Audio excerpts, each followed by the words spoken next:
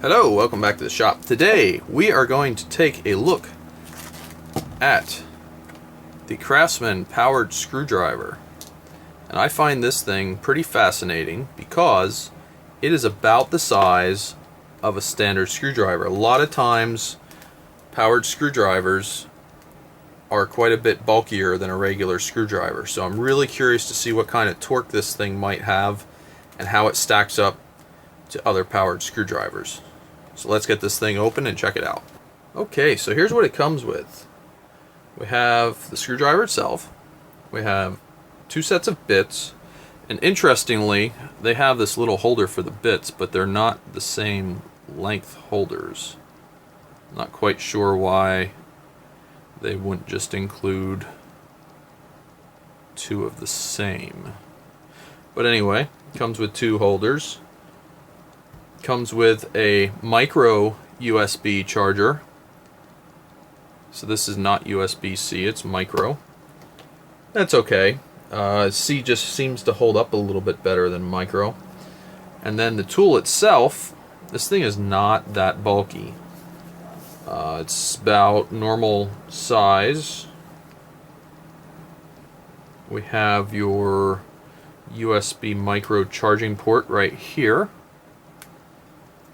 with a little tab that holds on it, and then the reverse, forward, charge indicator light, flashlight to light up your work area, and then this has a 1/4 inch quick release chuck on it that you have to pull back to put tools in, and then they give you one of these magnetic tip holders. I'm probably going to go with longer tips, just like these here, that we can just take out, and it is a decent length Phillips tip all on its own. So I will probably go with something like this. Let's get the charger out and see how much current this thing draws. And we'll get it charged up and see how strong it is. Go into USB port 1. We will get the tool plugged in. The thing with these micro USBs is those little tiny tabs in there get so damaged sometimes. If you can isolate this cord for this tool, it should last longer. It's when you start cross-mixing cords and what have you. So while we're charging, we got a green flashing light. It looks like we're drawing about 0.8 amp. This should be about at an 80% charge. A lot of times with lithium tools, they store them at about 80%. That's kind of the optimum. They do send a manual with this, so if you wish to read up on your tool, you can. Get rid of that. And to take a look at what comes with the package, we see the bits and all that stuff, but let's see what they say. They have their LED light, quick change chuck, drive screws up to 4 times faster than hand, I guess.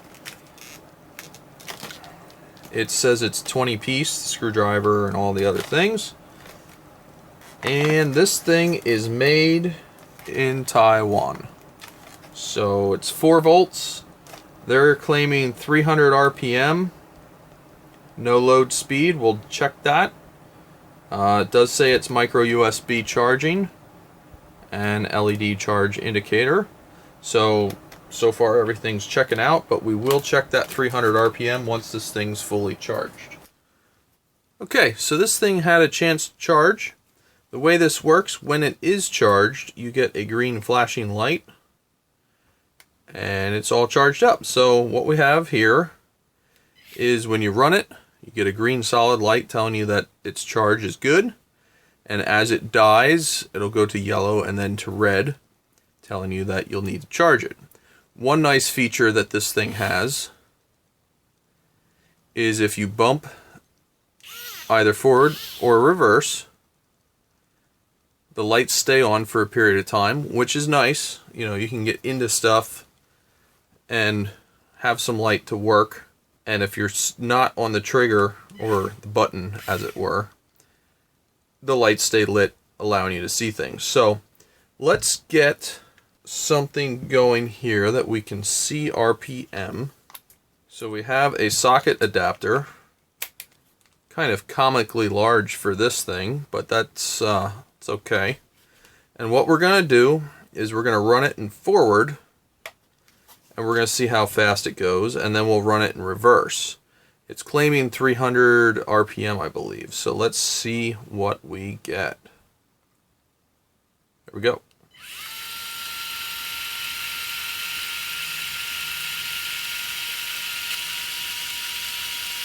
So we're right at about 315. And let's go the other direction. You can hear the pitch is different.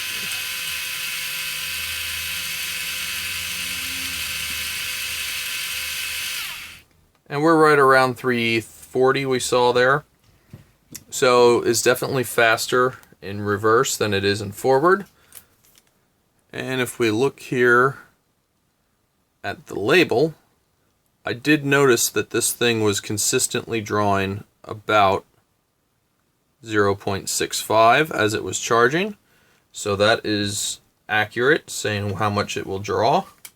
Now what we'd like to do is go ahead and test how much torque it has. And to do that, we're going to use one of these inline torque meters. This is one that I got off of the internet, but you can see it's very, very similar to the Quinn from Harbor Freight. This is a 3/8. This one is actually a quarter, and Harbor Freight does not sell a quarter. But this thing we have rigged up to read inch pounds, and we should be able to see how many inch pounds this thing can put out before it shuts down on over torque. So let's fire this thing up and see what we get. I'm just going to squeeze this socket by hand and stall out the screwdriver. Here we go.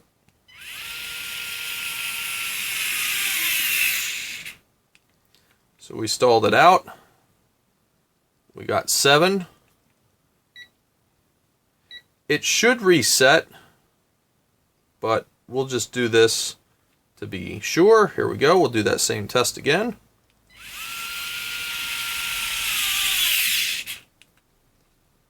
We got 6 that time, 6 inch pounds.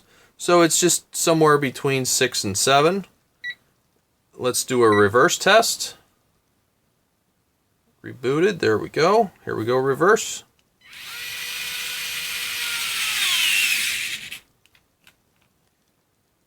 We got 7 inch pounds in reverse.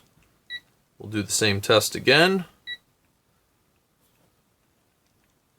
Here we go. And we got 6. So we're seeing between 6 and 7 inch pounds. Not really surprising there. That's actually how this Cobalt tested when we tested it. We'll have a video out on this as well. And just thought we would show that real quick. We'll do a run with the Cobalt. The Cobalt also has a slightly slower speed. Not significantly though. And we'll reset. And here's a run with the Cobalt.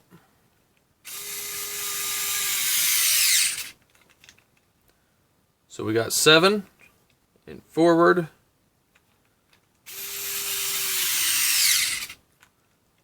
And we got 7 in reverse. So the Cobalt's very similar to the Craftsman, but let's compare weights.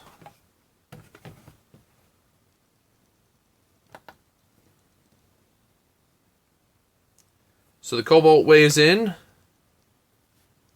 at 229 grams, and the Craftsman weighs in at 226. So they're very similar. Cobalt has a little bit more weight, but the Craftsman is not far off. So both are decent. As you can see here, the profile's about the same on each, maybe a little bit smaller here on the Craftsman.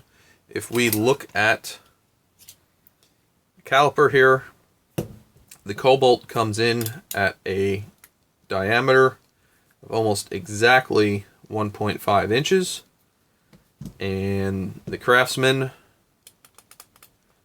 is just a little bit less. I'd say it's an inch and 7/16. It really isn't significantly different. Now, up here at this end, we are about an inch and 1/8. And down here, a little bit less, probably about an inch and 3/32. So not a significant difference. Comparing Cobalt to Craftsman, the Craftsman has everything black on here is rubberized except for at the tip here. The red is plastic, and on the Cobalt, everything that's blue is rubberized and the black is plastic. I really like this thing. I'm amazed at how small it is. I mean, this is legitimately not a whole lot different than a regular screwdriver handle. So I'm really going to be curious to see how convenient it is on the job and how much we can get done with it if we feel like it ends up being something that just doesn't have enough power. They do lock when they're not running, so I'm not spinning the tool over at all. So you can still use it as a regular screwdriver if you so desire. And that is a nice feature, that you can break things loose and then run them out. Both of them do that. But I do think the profile of this Craftsman lends itself to possibly putting in the side pocket of your leg, if your pants have that. And it's just kind of quick and easy to grab and convenient. I would say to get different tips. The tips that come with it are nice, but a lot of times this style tip with the small pieces and everything else can kind of be frustrating because they fall out of the tip holder and then you're fumbling with these little parts and pieces. When you have something like these, you put them in the tool, just take this out, put that in the tool, and you have a nice slender screwdriver that kind of gets you out further than those tip holders do anyway. So hopefully this was interesting. A quick look at these things. I don't really know a whole lot about them. I am going to learn more as I use them. So if you guys have a particular brand powered screwdriver that you like, or that you've used a lot of, or if you've used this Craftsman or the Cobalt that we pictured in this video, let me know in the comments below what you think of them. Did you fry them right away? Have they held up good? Are they too slow? Do they have no torque whatsoever and they're not overly useful?